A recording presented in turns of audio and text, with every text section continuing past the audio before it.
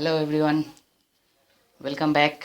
So previous lecture में हम लोगों ने करंट इंटेंसिटी और ड्रिफ्ट वेलोसिटी के बारे में पढ़ा था, उसका एक्सप्लेन उसका डेरिवेशन किया था, ठीक है। और बेस्ड उस पर कुछ न्यूमेरिकल करने वाले थे, ठीक है। सो आज का लेक्चर हम लोग का पूरा न्यूमेरिकल बेसिस होगा, ठीक है, पूरा न्यूमेरिकल बेस्ड होगा, ठीक है। देखेंगे क्वेश्चन ढेर सारा, ठीक है।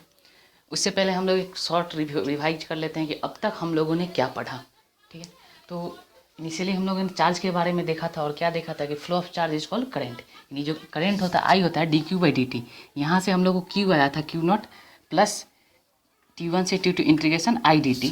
फिर क्यू नॉट क्या होता था, इनिशियल चार्ज होता था। क्यू नॉट क्या होता है, इनिशियल चार्ज होता था, ठीक। अगर अगर दिस इज इनिशियल चार्ज, ठीक है। अगर किसी में इनिशियल चार्ज परजेंट नहीं हो तो उसका वैल्यू क्या लेते थे, जीरो लेते थे। और यह क्या होता था, परजेंट चार्ज होता है, ठीक है। और क्या देखे थे कि जो करेंट होता है आई, जो होता है I equal to N E A we D, where N क्या है, number of electron per unit volume या number of charge per unit volume, कि कितना पर्टिकुलर यूनिट वॉल्यूम में कितना चार्ज है, ठीक है। ई क्या होता है, इलेक्ट्रॉनिक चार्ज। ए क्या होता है, area of cross section. V D क्या होता है, ड्रिफ्ट वेलोसिटी होता है, ठीक है। उसके बाद हम लोगों ने ड्रिफ्ट वेलोसिटी का डेरिवेशन किया था, तो क्या आया था, 1/2 E by M, where E is the external electric field, apply electric field. ये क्या होता था, अप्लाई इलेक्ट्रिक फील्ड। कैसे अप्लाई करते थे हम लोग, कोई सोर्स लगाते थे, कोई पोटेंशियल अप्लाई करते थे, तो इसके अक्रॉस क्या होता था, एक इलेक्ट्रिक फील्ड सेटअप हो जाता था, ठीक। That external electric field is यर, ठीक है। एम क्या है, मास ऑफ इलेक्ट्रॉन। टॉ क्या है, relaxation time. Two successive collision के बीच का जो टाइम होता है, that time is called relaxation time, ठीक है।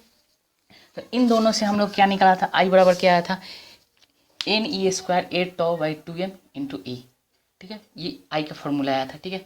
और हम लोग क्या जानते हैं, अगर भी वोल्ट अप्लाई करते हैं किसी कंडक्टर के क्रॉस जिसका लेंथ एल है, ठीक है, तो ई बराबर क्या होता है, भी बाई एल।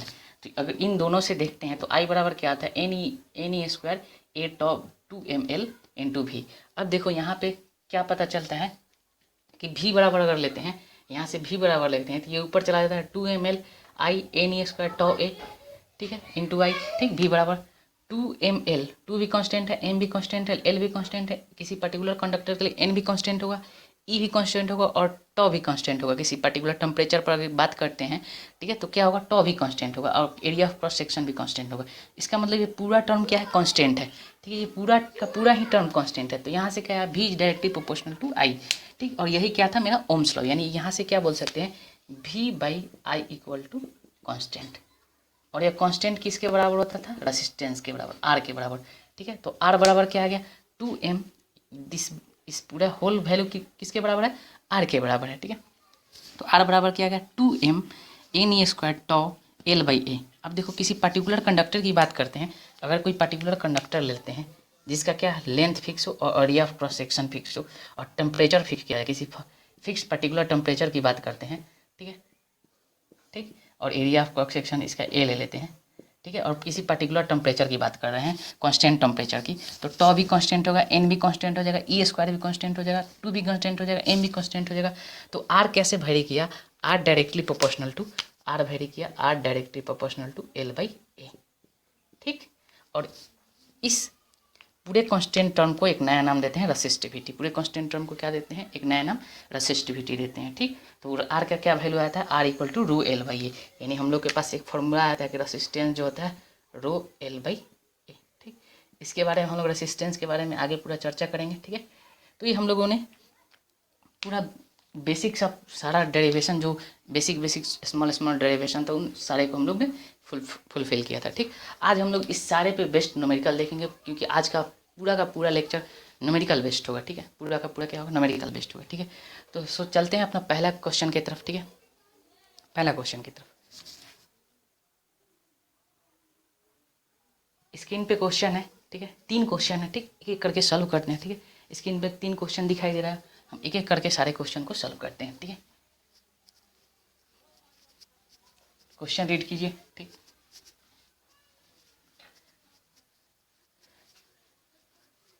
फर्स्ट क्वेश्चन क्या है कि if a body gives out 10⁹ electron per second, how much time required to get a total of 1 coulomb from it. मतलब अगर एक बॉडी किसी दूसरे बॉडी को, क्वेश्चन क्या है कि अगर एक बॉडी सपोज कर लो एक ये बॉडी है, ठीक, और एक दूसरा बॉडी है, ठीक है। यह इलेक्ट्रॉन दे रहा है 10⁹ इलेक्ट्रॉन पर सेकेंड, मतलब एक सेकेंड में कितना इलेक्ट्रॉन दे रहा है 10⁹ इलेक्ट्रॉन दे रहा है। तो एक कूलम देने में कितना टाइम लगेगा, मतलब कि एक कूलम देने में इस बॉडी से इसको एक कूलम देने में टाइम का वैल्यू क्या होगा, ठीक है। तो टाइम का वैल्यू क्या होगा, तो रेट क्या है, ठीक है, यानी 10⁹ इलेक्ट्रॉन देने में कितना टाइम लग रहा है, 10⁹ इलेक्ट्रॉन देने में 10⁹ इलेक्ट्रॉन देने में एक सेकेंड का टाइम लग रहा है, ठीक है। तो देख लेते हैं कि हम लोग एक कूलम देना है, यानी एक कूलम में कितना इलेक्ट्रॉन होगा, ठीक, एक कूलम में कितना इलेक्ट्रॉन होगा इन वन कूलम बराबर क्या जानते हैं 6.25 इंटू 10⁻18 इलेक्ट्रॉन होगा, ठीक है। तो देखो एक 10⁹ इलेक्ट्रॉन एक सेकेंड में, तो इतना इलेक्ट्रॉन कितना सेकेंड में, तो जो टाइम लगेगा टाइम रिक्वायर्ड एक एक नियम लगा देंगे, ठीक है। इतना इलेक्ट्रॉन एक सेकेंड में, ठीक, यानी 10⁹ इलेक्ट्रॉन एक सेकेंड में, इसलिए एक इलेक्ट्रॉन 1/10⁹ सेकेंड में लगेगा, इसलिए इतना इलेक्ट्रॉन। तो जो टाइम रिक्वायर्ड टाइम लगेगा कितना लगेगा 6.25 इंटू 10⁻18 अपॉन 10⁹, ठीक है। कितना लगेगा 6.25 इंटू 10⁻18 अपॉन 10⁹ सेकेंड, ठीक है। इसको सॉल्व करेंगे तो कितना आएगा 6.25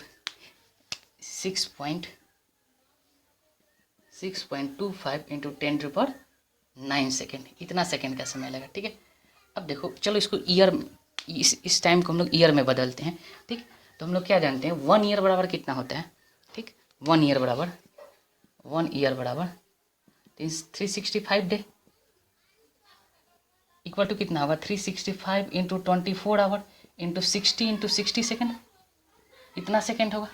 तो अगर हम इस टाइम को ईयर में बदलें, ठीक है, इस टाइम को ईयर में बदलें कि कितना टाइम इन ईयर, तो कितना लगेगा, तो ये सेकेंड अपॉन दिस 1 ईयर से डिवाइड कर देंगे, यानी 6.25 इंटू 10⁹ अपॉन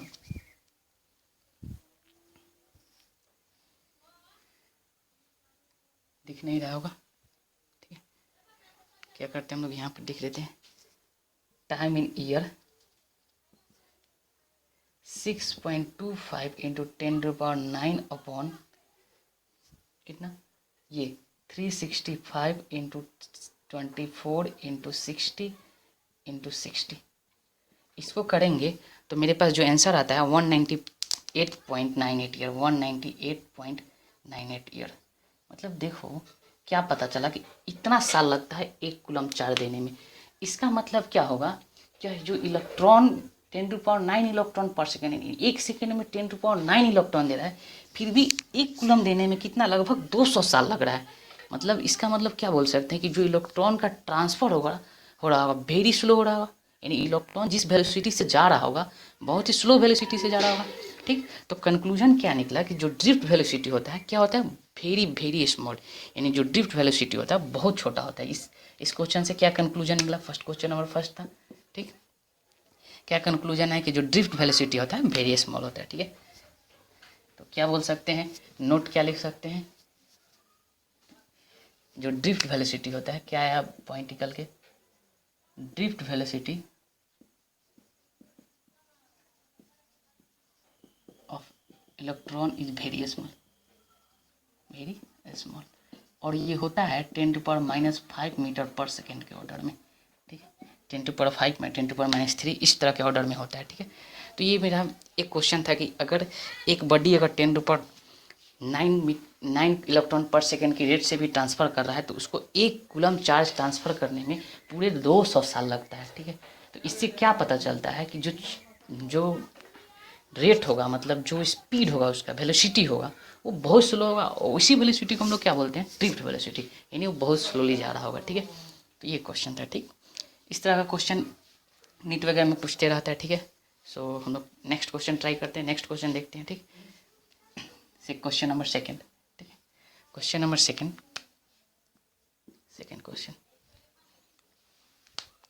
क्वेश्चन क्या है, determine the total charge entering a terminal between t = 1 second to t = 2 second. क्या बोला है, t = 1 second to t = 2 second के बीच किसी टर्मिनल से कितना चार्ज जा रहा है। If the current passing through terminal is, मतलब कि करेंट जो पास कर रहा है वो क्या है 3t² minus T, 3t² minus T ampere.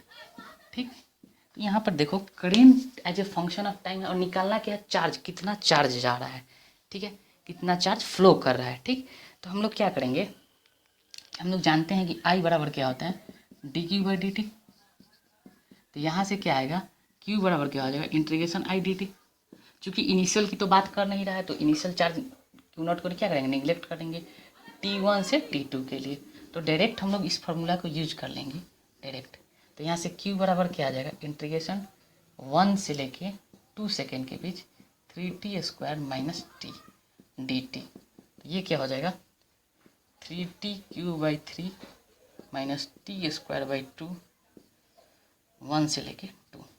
ठीक, इसको सॉल्व करेंगे तो 2q minus 2²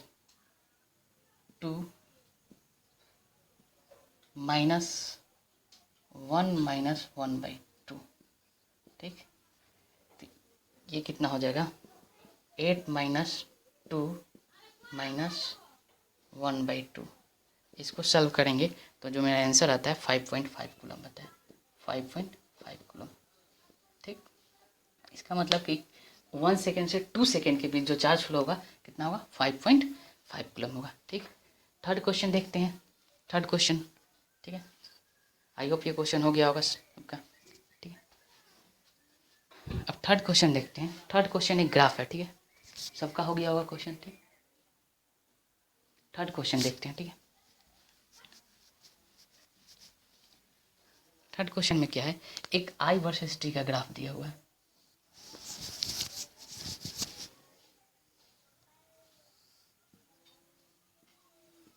I versus T, T second में है, यूनिट का ध्यान रखेंगे, A एम्पियर में है।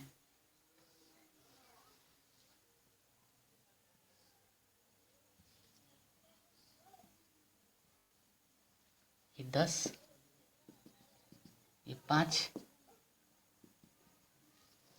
ये 1,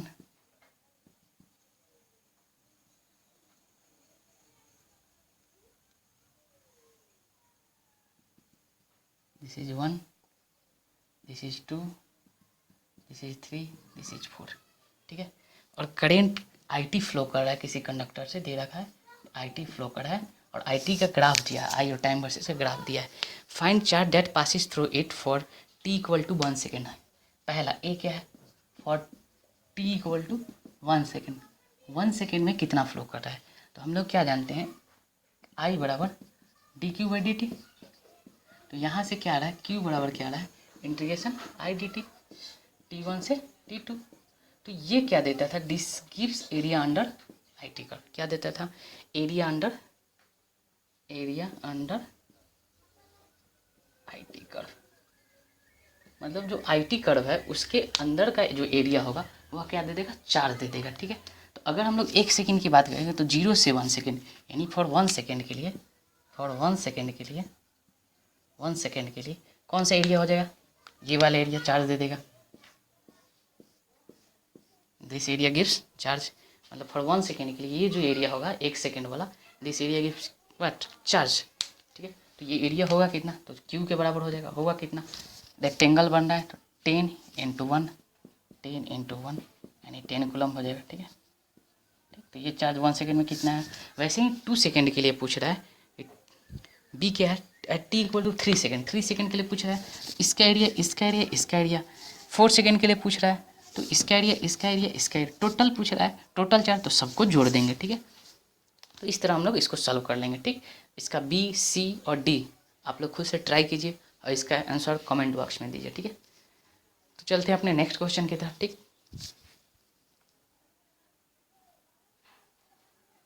नेक्स्ट क्वेश्चन है, in hydrogen tube, next question है, in hydrogen discharge tube the number of proton drifting across a cross section per second is 1.0 × 10⁸। ठीक है, मतलब कि प्रोटॉन किसी भी क्रॉस सेक्शन के क्रॉस जो ड्रिफ्ट कर रहा है वो कितना है, प्रोटॉन NP, अगर प्रोटॉन की संख्या देखें, NP देखें 1.0 × 10⁸ पर सेकेंड। ठीक है, इतना प्रोटॉन ड्रिफ्ट कर रहा है। ठीक, आगे क्वेश्चन को पढ़ते हैं।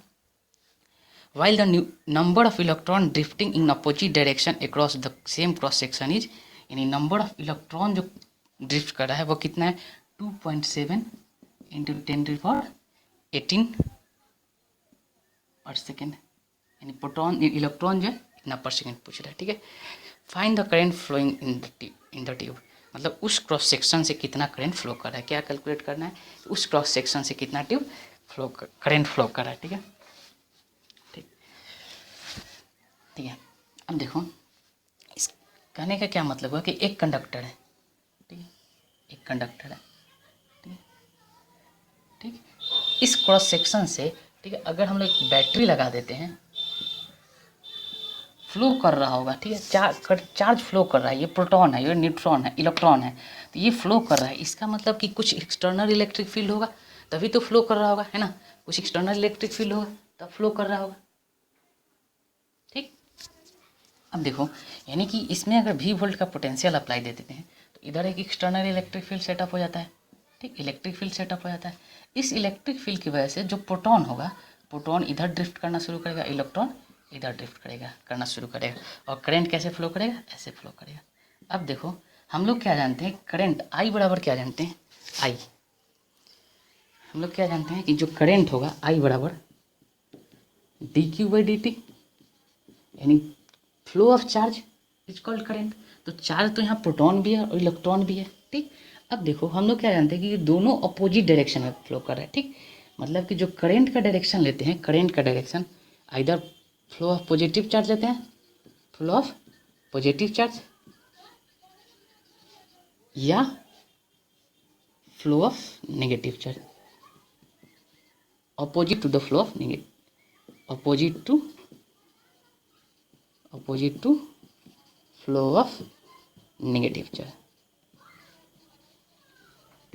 मतलब जो करंट का डायरेक्शन होता है वो क्या होता है, या तो पॉजिटिव चार्ज के डायरेक्शन में होता है या तो opposite to the negative charge. तो यहाँ पर इलेक्ट्रॉन कैसा है, नेगेटिव, और प्रोटॉन कैसा है, पॉजिटिव। तो देखो करंट ऐसे फ्लो कर रहा है तो यही पॉजिटिव चार्ज का डायरेक्शन है, this is the direction of positive charge, और इलेक्ट्रॉन का डायरेक्शन इधर है। इसका मतलब कि प्रोटॉन की वजह से भी करंट डेवलप होगा और इलेक्ट्रॉन की वजह से भी करंट डेवलप होगा, ठीक है। दोनों पे चार्ज कितना होता है, तो इलेक्ट्रॉन और प्रोटॉन पे चार्ज कितना, 1.6 इंटू 10⁻⁻19 कूलम, ठीक है। तो सबसे पहले मोटो है कि हम लोग किसी पर्टिकुलर क्रॉस सेक्शन से कितना चार्ज क्रॉस करेगा, इस पर्टिकुलर क्रॉस सेक्शन से कितना चार्ज क्रॉस करेगा, ठीक है। तो पर सेकंड की बात करते हैं, एक सेकंड में कितना चार्ज क्रॉस करेगा, तो क्यू होगा, क्या होगा, NP plus NE into E, क्योंकि proton, number of proton into E कर देंगे तो जो प्रोटॉन का टोटल चार्ज होगा, और इलेक्ट्रॉन भी तो इधर क्रॉस कर रहा है तो इलेक्ट्रॉन का ऐड क्यों हो जाएगा, क्योंकि यह दोनों कंट्रीब्यूट कर रहा है, इसके वजह से करंट इधर होगा और इसके वजह से भी करंट इधर होगा, यानी प्रोटॉन की वजह से भी करंट का डायरेक्शन यही रहेगा, इलेक्ट्रॉन की वजह से भी करंट का डायरेक्शन यही रहेगा, मतलब दोनों का कंट्रीब्यूशन है चार्ज करंट फ्लो करने में, ठीक। तो दोनों का चार्ज ले लेंगे, ठीक है। देखो तो क्यू कितना हो जाएगा, ये चार्ज क्या हो, चार्ज पर सेकेंड निकल रहा है, पर सेकेंड, ठीक, पर सेकेंड की बात कर रहे हैं हम लोग, ठीक है। तो एन कितना, NP कितना है 1.0 इंटू 10⁻18 प्लस NE कितना है 2.7 into 10⁻18 into electronic charge 1.6 into 10⁻90, ठीक है। इसको सॉल्व करते हैं तो क्या आता है 3.7 इंटू 10⁻⁻1, ठीक है। इसको सॉल्व करने पे आता है 0.0592 कूलम पर सेकेंड, इतना कूलम पर सेकेंड। अब करंट क्या होता है, I क्या होता है, चार्ज पर यूनिट टाइम, यानी कूलम पर सेकेंड, क्या होगा, कूलम पर सेकेंड होगा। तो देखो this is coulomb per second, पर इसको ऐसे लिखो कूलम पर सेकेंड, तो ये क्या लिखा, दिस इज एम्पियर। तो यानी करंट I का वैल्यू कितना होगा 0.592 एम्पियर, ठीक है। कितना हो गया करंट का वैल्यू 0.592 एम्पियर, ठीक है। क्या समझना क्या था इस क्वेश्चन में, इस क्वेश्चन में ये देखना था कि प्रोटॉन भी है वो भी करंट फ्लो के में कंट्रीब्यूशन कर रहा है, इलेक्ट्रॉन भी वो भी कर रहा है, बट दोनों की वजह से क्या है, करंट का डायरेक्शन सेम हो रहा है, मतलब जो टोटल चार्ज लेंगे वो दोनों का सम लेंगे, ठीक है। ठीक, तो ये रहा अपना थर्ड क्वेश्चन, ठीक है। फोर्थ क्वेश्चन देखते हैं।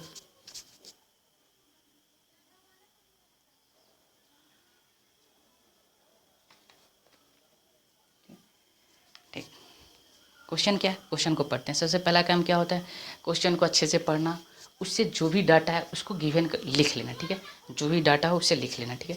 तो क्वेश्चन को पढ़िए, क्या है क्वेश्चन।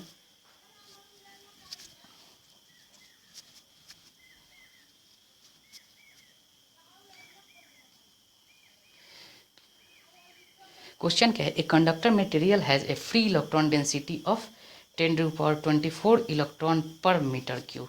यानी जो फ्री इलेक्ट्रॉन डेंसिटी है, इलेक्ट्रॉन डेंसिटी हम लोग किस चीज़ से इलेक्ट्रॉन डेंसिटी को डिनोट करते थे, एन से। कितना है, 10⁻24 इलेक्ट्रॉन पर मीटर क्यूब, ठीक है।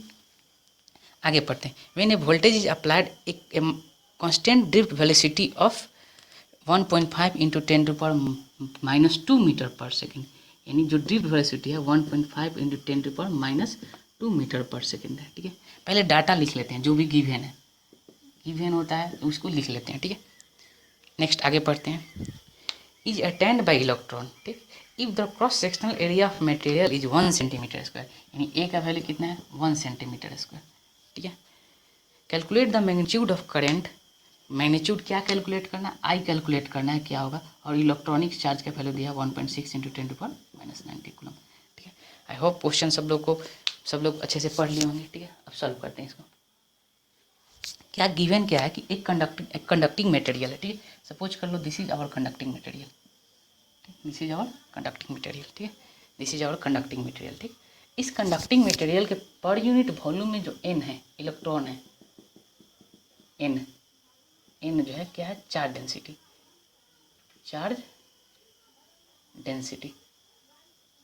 ये चार्ज डेंसिटी गिवन है 10⁻24 इलेक्ट्रॉन पर मीटर क्यूब। यानी 1 मीटर क्यूब में जो इलेक्ट्रॉन डेंसिटी है 10⁻24 इलेक्ट्रॉन्स है, ठीक है। ड्रिफ्ट वेलोसिटी है 1.5 इंटू 10⁻2 मीटर पर सेकेंड। और इस क्रॉस सेक्शन, इसका क्रॉस सेक्शन दे रखा है एरिया दे रखा है कितना, 1 सेंटीमीटर स्क्वायर, मीटर स्क्वायर में बदलते हैं, 1 इंटू 10⁻⁻4 मीटर स्क्वायर हो जाएगा, ठीक है। तो आई निकालना है, ठीक है, मतलब इससे करंट कितना फ्लो कर रहा होगा। तो करंट कब फ्लो करेगा, ये क्लोज्ड होगा, ऑब्वियस है, ये क्लोज्ड होगा, है ना, इसमें बैटरी लगा होगा तभी तो करंट फ्लो कर रहा होगा, ठीक है। कुछ इस तरह का होगा तो करंट फ्लो कर रहा होगा, ठीक है। तो कितना करंट फ्लो करेगा, ठीक है। तो हम लोग को डाटा क्या है, एन वी डी ए ई और आई निकालना है। तो हम लोग क्या जानते हैं कि आई बराबर क्या होता है, आई बराबर n E A we d. तो एन कितना होगा 10⁻24, एन कितना हो जाएगा 10⁻24, ई कितना हो जाएगा 1.6 इंटू 10⁻⁻90, ए कितना हो जाएगा 1 इंटू 10⁻⁻24, वी डी कितना हो जाएगा 1.5 इंटू 10⁻⁻2। इसको कैलकुलेट करेंगे, जो मेरा करंट का वैल्यू आता है वो आता है 0.24 एम्पियर, 0.24 एम्पियर, ठीक है। तो इतना करंट फ्लो करेगा, ठीक है। ठीक, तो ये एक बेसिक सा क्वेश्चन था, किस पे बेस्ड था, ड्रिफ्ट वेलोसिटी पे, ठीक है। ड्रिफ्ट वेलोसिटी और करंट के रिलेशन पे बेस्ड था, ठीक है।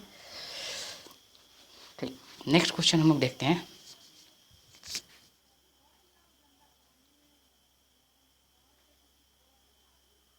क्या है नेक्स्ट क्वेश्चन पढ़िए। Find the velocity of charge leading to 1 ampere of current which flow in a copper conductor of cross section 1 centimetre square and length 10 kilometre, ठीक है। क्वेश्चन को पहले अच्छे से पढ़िए, ठीक है, उसके बाद जो गिवन डाटा है उसको लिखते हैं, ठीक है। क्या है कि the velocity of charge leading, ठीक है, मतलब हम लोग को क्या निकालना है, वेलोसिटी ऑफ चार्ज निकालना है, ठीक है। Flow in a leading to 1 ampere of current, मतलब चार्ज की वेलोसिटी की वजह से 1 एम्पियर का करंट फ्लो कर रहा है, यानी आई का वैल्यू दिया है, आई जो फ्लो कर रहा है कितना है 1 एम्पियर, ठीक है। और क्या है, flow in a copper conductor of cross section 1 centimetre square, यानी उस कंडक्टर का क्रॉस सेक्शन कितना दे रखा है 1 सेंटीमीटर स्क्वायर, लेंथ कितना दे रखा है 10 किलोमीटर, ठीक है। फ्री इलेक्ट्रॉन कॉपर, मतलब जो इसमें फ्री इलेक्ट्रॉन है कॉपर में वो कितना है 8 पॉइंट, जो डेंसिटी है वो क्या दे रखा है 8.5 इंटू 10⁻28 पर मीटर क्यूब, 28 पर मीटर क्यूब, ठीक है। मतलब फ्री इलेक्ट्रॉन इन कॉपर, इन छूट गया, इन कॉपर में देना चाहिए डेंसिटी के टर्म में, ठीक है, थोड़ा सा करेक्शन हो जाएगा, ठीक। अब पूछ रहा है कि how long it will take the electric charge to travel from 1 into of the conductor to other end, मतलब एक इंड से कंडक्टर के दूसरे इंड तक कंडक्टर में चार्ज को फ्लो करने में कितना टाइम लगेगा। ठीक है, ये क्वेश्चन पूछ रहा है। ठीक है, चलिए सॉल्व करते हैं इसको। ठीक, देखो क्या है क्वेश्चन कि एक कॉपर कंडक्टर है। ठीक, ये रहा अपना कॉपर कंडक्टर। ठीक है, ठीक है, लेंथ कितना दे रखा है इसका, 10 किलोमीटर दे रखा है। लेंथ कितना है, 10 किलोमीटर लेंथ है। ठीक है, ठीक, अब देखो यहाँ पे जो चार्ज है, मैं निकालना क्या है कि यहाँ जो चार्ज है यहाँ से यहाँ तक पहुँचने में, ये फर्स्ट इंड हो गया। ठीक, वन इंड, यहाँ से यहाँ तक पहुँचने में टाइम कितना लगेगा, हम लोग को ये टाइम कैलकुलेट करना है, कितना टाइम लगेगा। ठीक, और इसके थ्रू जो करंट फ्लो कर रहा है वो करंट कितना फ्लो कर रहा है, आई फ्लो कर रहा है, 1 एम्पियर फ्लो कर रहा है। ठीक, इसका क्रॉस सेक्शन दे रखा है, इस कंडक्टर का क्रॉस सेक्शन दे रखा है, ए का वैल्यू कितना है 1 सेंटीमीटर स्क्वायर, इसको मीटर स्क्वायर में कन्वर्ट करेंगे तो कितना हो जाएगा 1 × 10⁴ मीटर स्क्वायर। ठीक है, एन चार्ज डेंसिटी, इस कंडक्टर का चार्ज डेंसिटी दे रखा है तो एन हो जाएगा। ठीक है, अब देखो तो हम लोग सबसे पहले टाइम निकालना है, डिस्टेंस गिवन है।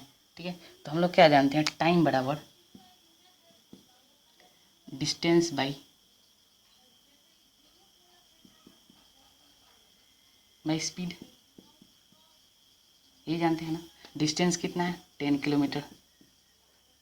ठीक है, अपॉन स्पीड, चार्ज कौन सी स्पीड से मूव कर रहा होता है कंडक्टर में, हम लोग को पता है कि जो कंडक्टर में चार्ज जो मूव कर रहा होता है उसका जो स्पीड होता है वो कहलाता है ड्रिफ्ट स्पीड। ठीक है, तो क्या कौन से स्पीड से मूव कर रहा होगा, वी से। ठीक, तो हम लोग का पहला मोटो क्या है कि इस वी को कैलकुलेट करना। अब वी को कैसे कैलकुलेट करते हैं, तो वी को पहले डाटा देख लेते हैं कि आई दिया हुआ, ए दिया हुआ है, एन दिया हुआ है, चार्ज का वैल्यू दे रखा है, इलेक्ट्रॉनिक चार्ज का वैल्यू है 1.6 × 10⁻90 कूलम। तो हम लोग जानते हैं कि आई बराबर NEA/VD, तो यहाँ से क्या आ जाएगा, VD बराबर क्या आएगा, VD बराबर I/NEA, VD equal to I/NEA। तो VD बराबर कितना हो जाएगा, I 1/N, N का वैल्यू 8.5 × 10⁻28, ई का वैल्यू 1.6 × 10⁻90, ए का वैल्यू 1 × 10⁻⁴। तो इसको सॉल्व करेंगे तो जो ड्रिफ्ट वेलोसिटी आता है, ड्रिफ्ट वेलोसिटी का वैल्यू आता है 7.35 × 10⁻⁷ मीटर पर सेकेंड, यानी जो वी का वैल्यू आता है, वी बराबर 7.35 × 10⁻⁷ मीटर पर सेकेंड। इतना वी आ गया। देखो वी कितना कम है, यानी वी हमेशा वी बहुत स्लो होता है। ठीक है, अब देखते हैं, अब टाइम निकालते हैं। ठीक, यहाँ से एक इंड से दूसरे इंड तक पहुँचने में कितना टाइम लगेगा। ठीक है, ये हम लोग टाइम कैलकुलेट करते हैं। ठीक, तो अब देखो टाइम कैलकुलेट करने के लिए क्या चाहिए, स्पीड वेलोसिटी चाहिए और डिस्टेंस चाहिए। ठीक है, तो हम लोग को ड्रिफ्ट वेलोसिटी का वैल्यू पता चल गया, डिस्टेंस पता है 10 किलोमीटर, तो टाइम क्या हो जाएगा, टाइम जो हो जाएगा T 10 × 10⁻³ metre upon drift velocity कितना है 7.5 × 35 × 10⁻⁷, ये किस में आएगा, सेकेंड में आएगा। मीटर पर सेकेंड में मीटर कैंसिल हो जाएगा तो किस में आएगा, सेकेंड में आएगा। तो यहाँ से करेंगे तो कितना आता है सेकेंड में 1.36 × 10⁻10 सेकेंड, मतलब जो टाइम आता है इतना सेकेंड आता है। ठीक है, अब इस टाइम को हम लोग ईयर में कन्वर्ट करते हैं। ठीक है, तो हम लोग क्या जानते हैं, ईयर में कन्वर्ट करने के लिए कितना से मल्टीप्लाई करना पड़ेगा, हम लोग जानते हैं कि 1 ईयर बराबर जो होता है, ईयर बराबर 1 ईयर बराबर 1 ईयर बराबर कितना होता है 365 × 24 × 60 × 60। तो इस टाइम को अगर हम लोग ईयर में कन्वर्ट करना चाहें, ठीक, यानी टी इन ईयर, यहीं पे लिख दें टी इन ईयर, तो कितना हो जाएगा 1.36 × 10⁻10 अपॉन 1.36 × 10⁻10 अपॉन दिस वैल्यू, यानी 365 × 24 × 60 × 60। ठीक, यहाँ से इसको कैलकुलेट करके देखते हैं। ठीक, तो जो वैल्यू आता है अप्रॉक्सीमेटली 431 ईयर आता है। 431 साल आता है। ठीक है, यानी हम लोग क्या देख रहे हैं कि 10 किलोमीटर ट्रेवल करने में एक चार्ज को, एक इलेक्ट्रॉन को 431 साल लग जा रहा है। कितना साल लग जा रहा है? 431 साल। ये बहुत बड़ा समय है। ठीक है, तो एक बात पूछते हैं कि हम लोग घर में बिजली जलाते हैं, जैसे ही स्विच ऑन करते हैं तो बल्ब जल जाता है, क्यों? What is the reason behind it? ठीक, तो इसका रीज़न आप लोग कमेंट बॉक्स में लिख के दीजिएगा। ठीक है, नेक्स्ट लेक्चर में हम इसका रीज़न बता देंगे। ठीक है, तो ये हम लोग का क्वेश्चन होगा। ठीक है, इस तरह हम लोग ढेर सारा क्वेश्चन करेंगे। ठीक, अब थोड़ा सा हम लोग देख लेते हैं रेसिस्टेंस के बारे में। ठीक, ठीक है, आई होप सबका हो गया होगा। ठीक,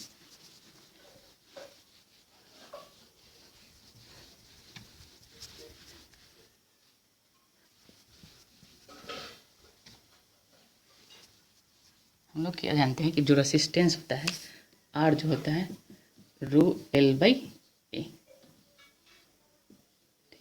यूनिट की बात करते हैं, यूनिट, इसका यूनिट होता है ओम, और डिनोट किया जाता है ऐसे ओम। ठीक है, इसका यूनिट क्या होता है? ओम होता है। ठीक है, डिनोट किया जाता है ऐसे। ठीक, और जो रो होता है, ठीक, रो जो होता है रेसिस्टिविटी होता है। ठीक, एक और नया टर्म डिफाइन किया गया, कंडक्टेंस। ठीक है, नेक्स्ट लेक्चर में हम लोग इसको देखेंगे। ठीक, फिलहाल हम लोग सिर्फ रेसिस्टेंस के बारे में देखते हैं। ठीक, अब ये जो रो होता है, रो, ठीक, अगर इसका वैल्यू देखें तो ये क्या आ रहा है? रो बराबर आर ए बाई एल। तो यूनिट क्या हो जाएगा? ओम मीटर स्क्वायर मीटर, यानी क्या आ गया? ओम मीटर। तो रेसिस्टिविटी का यूनिट क्या होता है? ओम मीटर। इसको क्या बोलते हैं? रेसिस्टिविटी। क्या बोलते हैं? रेसिस्टिविटी बोलते हैं। ठीक, ये क्या कहलाता है? रेसिस्टिविटी कहलाता है। ठीक, इसका यूनिट क्या होता है? ओम मीटर। ठीक है, अब देखो, यह जो रेसिस्टिविटी होता है, this is the pure property of material. ठीक है, यानी कि हम लोग मटेरियल बदलेंगे, ठीक, तो रेसिस्टिविटी का वैल्यू क्या हो जाएगा? बदल जाएगा। ठीक है, slide depend upon temperature, temperature पर डिपेंड करता है। आगे हम लोग डिस्कस करेंगे कि टेम्परेचर पर कैसे डिपेंड करता है। ठीक है, जैसे कि मान लो ये कंडक्टर है और ये कंडक्टर है। ठीक है, ये दोनों अलग अलग मटेरियल का बना हुआ है। इसका मतलब क्या है? इन दोनों का रेसिस्टिविटी 100% अलग होगा। ठीक है, बट हो सकता है कि रेसिस्टेंस इक्वल हो जाएगा, बट रेसिस्टिविटी क्या होगा? 100% अलग होगा। इसका मतलब बोल सकते हैं कि जो रेसिस्टिविटी होगा, जो रेसिस्टिविटी रो जो होगा, द प्रॉपर्टी ऑफ मटेरियल,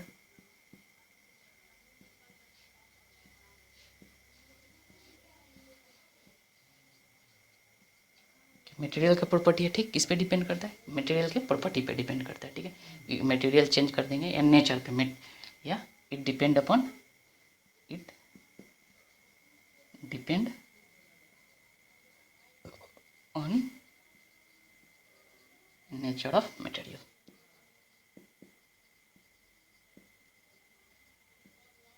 ठीक है, किस पे डिपेंड करता है? नेचर ऑफ मटेरियल पे डिपेंड करता है। ठीक, it depend on nature of material. ठीक, अब देखो, अब रेसिस्टेंस देखो। ठीक, अब किसी पर्टिकुलर प्रॉपर्टी की बात करते, मटेरियल की बात करते हैं। ठीक है, ये टेम्परेचर पे भी डिपेंड करता है। ठीक, देखेंगे हम लोग आगे। अभी हम लोग का फोकस किस पे है? सिर्फ रेसिस्टेंस पे। ठीक है, तो जो ये रेसिस्टेंस जो होता है,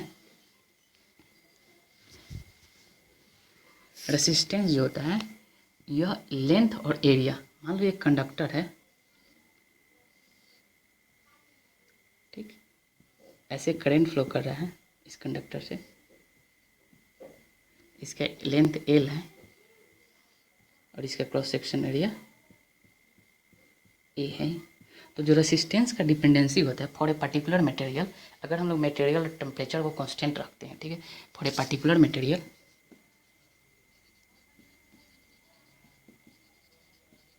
फॉर ए पर्टिकुलर मटेरियल, मतलब मटेरियल को क्या कर दिया? फिक्स्ड कर दिया कि अब मटेरियल फिक्स्ड हो गया। फिक्स्ड होने से क्या होगा कि जो रेसिस्टिविटी क्या होगा? वो चेंज नहीं करेगा। टेम्परेचर भी फिक्स्ड कर देंगे तो टेम्परेचर फिक्स्ड करने से क्या होगा? रेसिस्टिविटी पे कोई फर्क नहीं आएगा। ठीक है, for a particular material and constant temperature, and temperature को क्या करते हैं? कांस्टेंट कर देते हैं। ठीक, तो जैसे ही कांस्टेंट करेंगे, ये दोनों कंडीशन लगाएंगे, पर्टिकुलर मटेरियल लेंगे और टेम्परेचर को कांस्टेंट करेंगे, तो क्या होगा? रेसिस्टिविटी क्या हो जाएगा? इन दोनों को जैसे ही रखें, यूज करेंगे, तो इससे क्या होगा? रेसिस्टिविटी क्या हो जाएगा? कांस्टेंट हो जाएगा। ठीक। रेसिस्टिविटी क्या हो जाएगा, कांस्टेंट हो जाएगा। अब रेसिस्टिविटी कांस्टेंट हो गया तो आर किस पे डिपेंडेंसी हो गया, R is directly proportional to L by A. इसका मतलब रेसिस्टेंस ज्योमेट्री पर, कंडक्टर के शेप साइज पर डिपेंड कर रहा है। ठीक। क्या बोल सकते हैं कि resistance depend upon the shape and size of the conductor. ठीक है, यहाँ से क्या बात पता चला,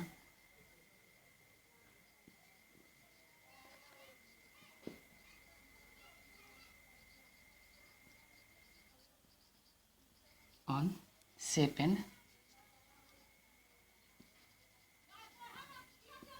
साइज ऑफ कंडक्टर। ठीक है, कैसे क्या पता चला कि जो रेसिस्टेंस जो होता है directly proportional to L by A होता है, यानी लेंथ और एरिया। ठीक है, लेंथ के डायरेक्टली प्रोपोर्शनल है और ये एरिया के इन्वर्सली प्रोपोर्शनल है। इसका मतलब इसके कंडक्टर के ज्योमेट्री पे डिपेंड कर रहा होगा, यानी शेप एंड साइज पे डिपेंड कर रहा होगा।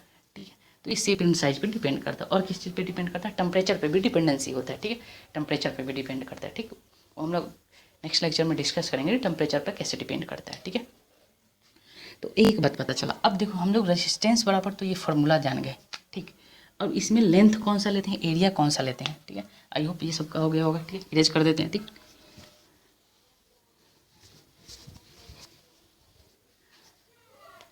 मान लो एक कंडक्टर है,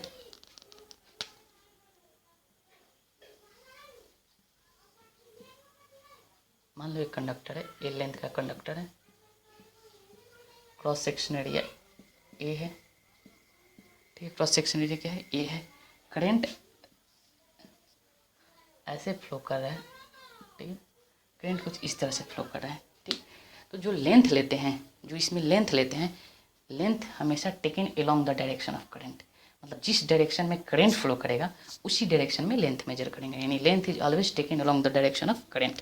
तो यह यहाँ से क्या बात करता है कि जो लेंथ होता है, length it is always taken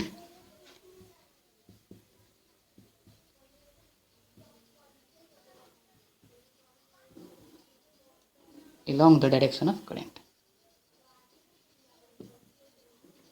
the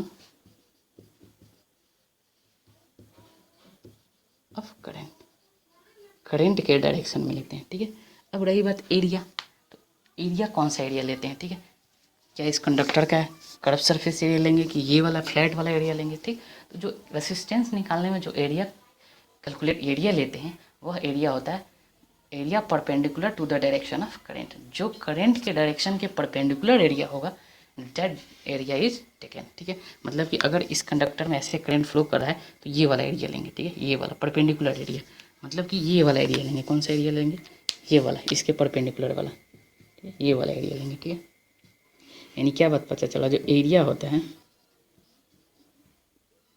area it is always taken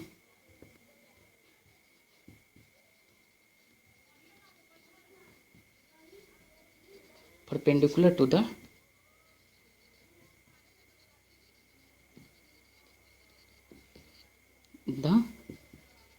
direction of current। ठीक है, मतलब जो एरिया होता है, एरिया कैसा लेते हैं, it is always taken perpendicular to the direction of current. Current के परपेंडिकुलर डायरेक्शन में हम लोग एरिया लेते हैं। ठीक है, तो ये बात पता चल गया कि जो रेसिस्टेंस कैलकुलेट करने में जो रो होता है, एल होता है, और ए क्या होता है, और इसको कैसे लेते हैं हम लोग, ये बात समझ गए। ठीक, एक बेसिक सा क्वेश्चन देख लेते हैं। ठीक ठीक, आई होप सबको हो गया होगा। ठीक है,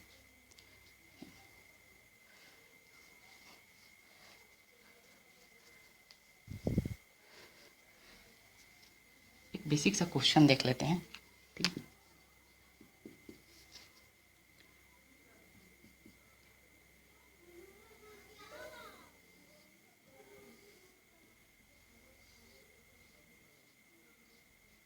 एक सिलेंडर है, क्या है, सिलेंडर,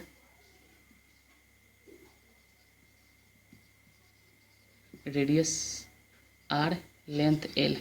मतलब ये जो लेंथ है दिस इज एल, और इसका रेडियस जो दे रखा है this radius is are.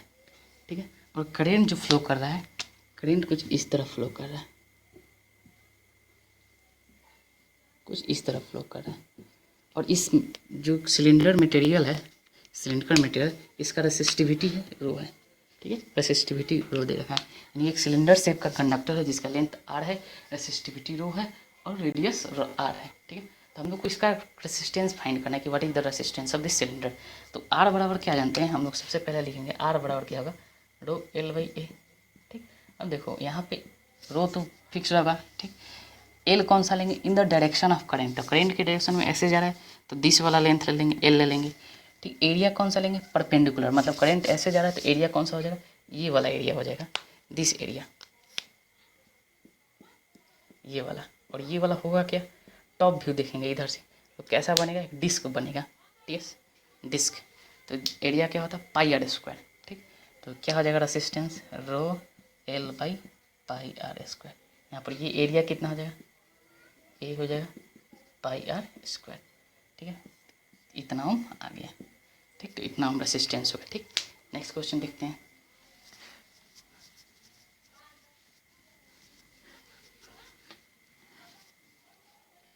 Next question,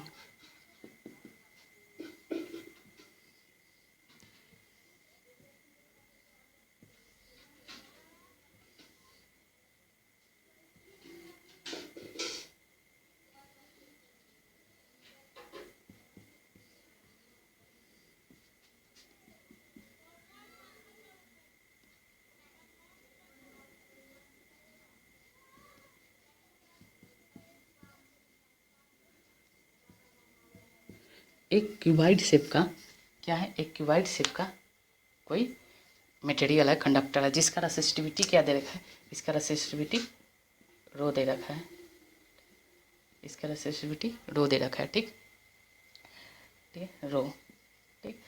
अब इसमें क्या करना है, इसका करंट फाइंड करना है। पहला केस फर्स्ट की पहला कि अगर करंट इस वाले फेज से इंटर करे और इस वाले फेज से निकल जाए, ठीक है, ये फर्स्ट। इस कंडीशन में रेसिस्टेंस क्या होगा, पहला। सेकेंड क्या है, इस फेज से करंट इंटर करे और इस नीचे वाले फेज से निकल जाए, इस सेकेंड केस में रेसिस्टेंस क्या होगा, ठीक है। क्वेश्चन समझ में आ रहा है, मतलब कि क्यूबाइड है, क्यूबाइड ऐसे क्यूबाइड होगा तो इधर से एक बार करंट इंटर कर रहा है और इधर से निकल जा रहा है, एक बार ऊपर से इंटर कर रहा है, नीचे से निकल जा रहा है, तो इन दोनों कंडीशन में रेसिस्टेंस क्या होगा, ठीक है। तो हम लोग फर्स्ट देखते हैं, फर्स्ट ए नंबर, पहला पहला हम लोग क्या जानते हैं, R equal to rho L by A, ठीक। तो रो तो मेरा कांस्टेंट है, रो तो रो ही रह जाएगा, रो क्या रह जाएगा, रो ही रह जाएगा। लेंथ कौन सा लेंथ लेंगे, तो लेंथ हमेशा वह लेंथ लेते हैं जो कि करेंट के डायरेक्शन में हो। अब देखो इस फेज से इंटर कर रहा है तो कितना दूर कवर करेगा, ये लंबाई कवर करेगा, यानी एल का वैल्यू क्या आ गया, ए, यानी एल बराबर कितना आ गया, ए। और इस केस में एरिया का वैल्यू क्या हो जाएगा, एरिया इसके परपेंडिकुलर यानी ऐसे ये फेस है, ऐसे करंट इंटर किया, ठीक है, सपोज कर लो ये इसका फेस है, ऐसे करंट इंटर किया तो ये वाला एरिया होगा, ये वाला एरिया पाम वाला, ये सरफेस वाला एरिया होगा, तो ये सरफेस का एरिया हो जाएगा, ठीक। यानी ये जो सरफेस एरिया होगा परपेंडिकुलर एरिया हो जाएगा, ठीक है, ये वाला है। यानी ए का वैल्यू क्या आ गया, ए का वैल्यू, और ये एरिया कितना होगा, b into h, b into h. तो यहाँ से आर का वैल्यू क्या हो गया, rho a by b h, इतना हो गया, ये फर्स्ट हो गया। सेकेंड देखते हैं, सेकेंड, फर्स्ट आर का वैल्यू क्या है, रो ए बाई बी। सेकेंड देखते हैं, सेकेंड में करंट क्या ऊपर से इंटर कर रहा है और नीचे से क्रॉस कर रहा है, तो हम लोग आर का तो रेसिस्टेंस का फॉर्मूला तो सेम ही रहेगा, रो एल बाई ए। लेकिन यहाँ पर एल कौन सा लेना है, ए कौन सा लेना है, ये डिसाइड करना होगा, ठीक। कि एल हमेशा लेंथ के डायरेक्शन में लेते हैं, सॉरी करेंट के डायरेक्शन में लेते हैं, और ए हमेशा करेंट के परपेंडिकुलर वाला लेते हैं, ठीक है। तो इसमें करंट ऐसे जा रहा है तो कौन सा डिस्टेंस कवर किया, ये बी कवर, ये एच वाला कवर किया, तो इस केस में एल क्या हो जाएगा, एल बराबर एच। और एरिया कौन हो जाएगा, ये करंट के परपेंडिकुलर, मतलब ये वाला एरिया हो जाएगा, ये वाला एरिया, यानी ये टॉप वाला एरिया, ठीक, ये जो टॉप वाला एरिया होगा, ठीक है, this area is taken a. तो ए बराबर क्या हो जाएगा, और इसका एरिया कितना होगा, दिस इंटू दिस, और ये हाई कितना, दिस इज बी, यानी ए इंटू बी, बी। तो आर का वैल्यू कितना आ गया, आर बराबर रो एच बाई ए बी ओम, इतना ओम आ गया, ठीक है, आर का वैल्यू, ठीक। इस तरह हम लोग रेसिस्टेंस कैलकुलेट करते हैं, ठीक है। सो आज के लिए इतना ही, ठीक। आप लोग इस चैनल को ज़्यादा से ज़्यादा शेयर कीजिए, लाइक कीजिए, ठीक है, ताकि हम पूरे सारे लेक्चर को अपलोड कर सकें। ठीक है, ठीक, तब तक के लिए धन्यवाद।